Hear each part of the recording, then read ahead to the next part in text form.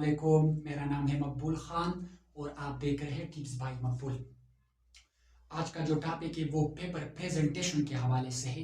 काफ़ी important topic है। आजकल तो इसकी बहुत ज़्यादा वैल्यू है। बोर्ड्स के जितने भी पेपर्स है और जितने भी स्टूडेंट हैं उनको ये सीखना और समझना यानी मैं समझता हूँ कि बेहद ज़रूरी है। अगर आगे बढ़ने से पहले अगर आप मेरे चैनल पर न्यू हैं तो मेरे चैनल को सब्सक्राइब करें और साथ में बेल आइकन को भी दबाएं ताकि इस तरह इंफॉर्मेटिव और एजुकेशन से रिलेटेड वीडियो की नोटिफिकेशन आप तक वक्त पर पहुंचे। ये जो मैंने जितने भी आप लोग देख रहे हैं मैंने पॉइंट्स कुछ लिखे, इनको मैं एक्सप्लेन भी करूंगा एक एक करके।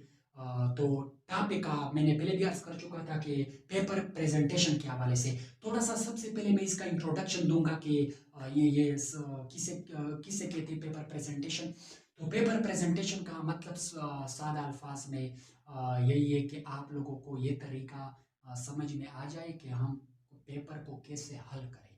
यानी आपकी तैयारी तो मुकम्मल है, लेकिन अगर आपको पेपर प्रेजेंटेशन यानी पेपर को हल या पेपर को अटेंड करने का तरीका नहीं आता तो आप लोगों की तैयारी मैं समझता हूँ कि कोई वैल्यू नहीं रखती।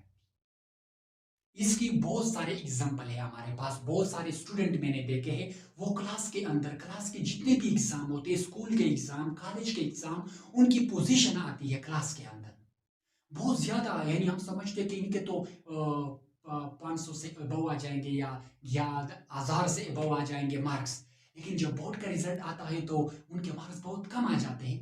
उसकी वजह यह है कि उनको पेपर प्रेजेंटेशन नहीं आता, उसको पेपर का अटेंड करने का तरीका नहीं आता। एक स्टूडेंट पूरा गाइड रट लेता है, वो हर तरीके से उसको याद कर लेता है, एक पॉइंट वो नहीं मिस करता, लेकिन जब उसका रिजल्ट आ जाता है तो उनका भी यही हाल होता है, मार्क्स बहुत कम आ जाते हैं।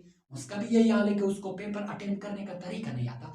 आजकल का जो बोर्ड का निजाम है ये आप लोगों की इस चीज को नहीं देखा जाता कि आपका सवाल का आंसर कैसा है, उसमें आप लोगों ने सही लिखा है गलत लिखा नहीं। वो आपका जस्ट मैं तो वो देखता है कि आप लोगों ने इसको हल कैसे किया, कितने हेडिंग दिए, पेपर को कैसे खूबसूरत लिखा है नहीं लिखा है, इसको देखा जाता है। उनके पास इतना टाइम नहीं होता।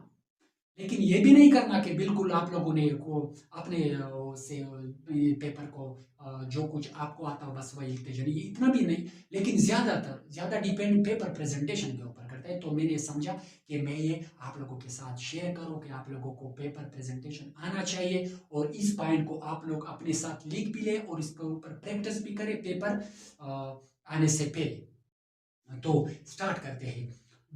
जितने भी पेपर्स है बोर्ड के वो दो पोर्शन के ऊपर मुश्तमिल होते हैं, जिसको पहला जो पोर्शन है ऑब्जेक्टिव पार्ट है।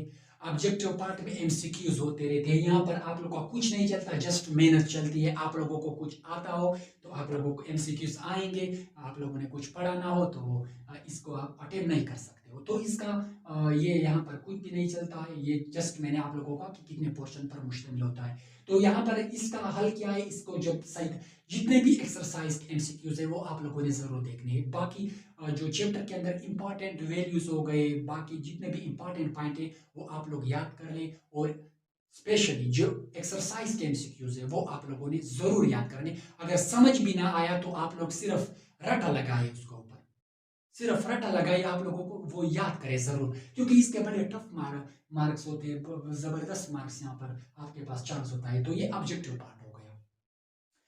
दूसरा जो पोर्शन है वो है सब्जेक्टिव पार्ट। सब्जेक्टिव पार्ट में क्वेश्चन आंसर होते हैं। आपको आंसर शीट दी जाती है, फिर क्वेश्चन पेपर दिया जाता है। आप लोगों ने वहां से क्वेश्चन देखना है, आंसर शीट के ऊपर उसके आंसर लिखना है।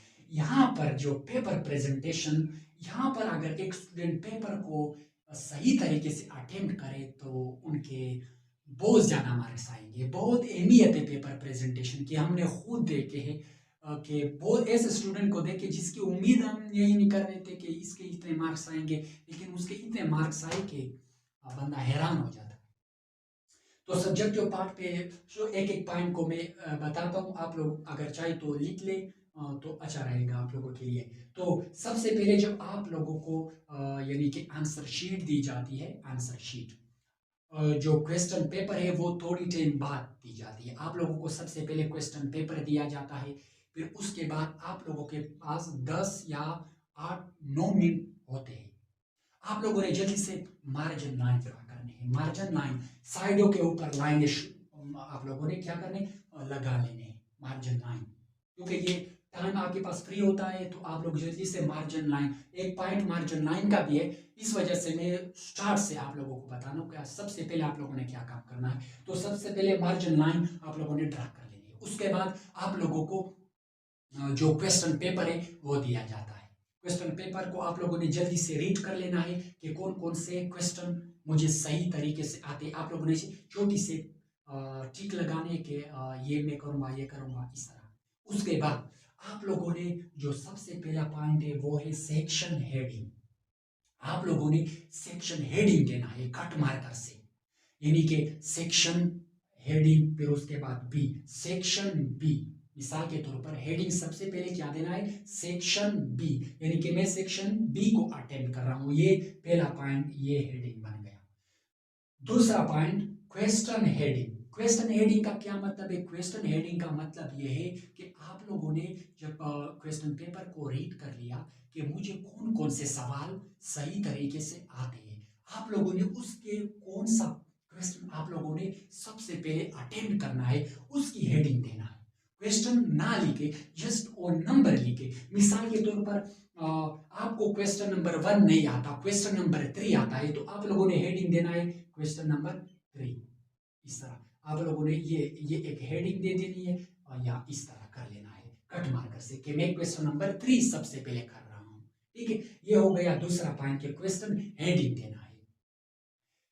जो तीसरा पॉइंट है वो है ड्रा मार्जिन लाइन। जैसा कि मैंने पहले अर्ज कर चुका हूं ये कि ड्रा मार्जिन लाइन, आप लोगों ने साइड में मार्जिन लाइन ड्रा कर लेने हैं। बहुत खूबसूरत बनता है पेपर, और जब आप लोग लाइन को लगा लेते हैं साइड के ऊपर, मार्जिन लाइन जो होते हैं, बहुत खूबसूरत बन जाता है पेपर।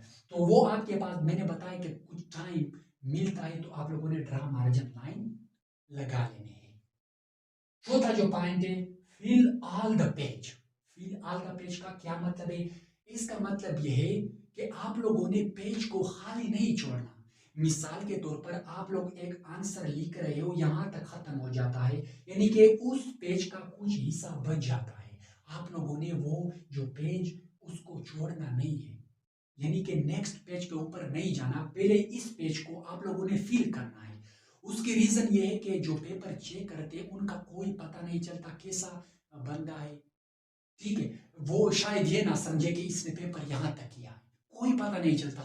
मैं सीरियस बात करूंगा, यहाँ यहाँ कोई पता नहीं चलता कि वो कोई किस टाइप का है। तो आप लोगों ने पेपर जो पेज होता है उनको फुल करना है, पेज को फुल कर लेना है, छोड़ना नहीं है। ये चौथा पॉइंट हो गया। पांचवा पॉइंट, ड्रा लाइन।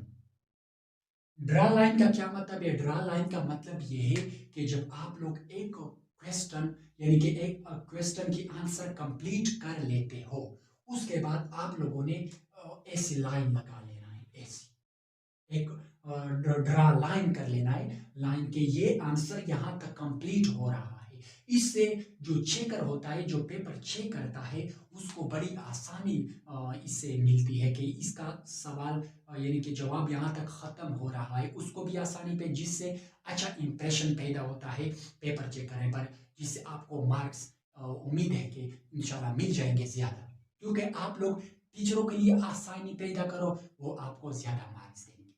ठीक है, तो ये पांचवे लाइन का क्या मतलब है, ड्रा लाइन का क्या मतलब है कि जब आप लोग एक आंसर लिख रहे होते हो, यहाँ कंप्लीट कर लेते हो एक आंसर को, फिर आप उसके नीचे एक लाइन ड्रा करो कि ये आंसर यहाँ तक कंप्लीट हो रहा है। ये पांचवा पॉइंट हो गया। छठा पॉइंट, गिव्स प्रॉपर हेडिंग। ये बहुत इंपॉर्टेंट है, गिव्स प्रॉपर हेडिंग।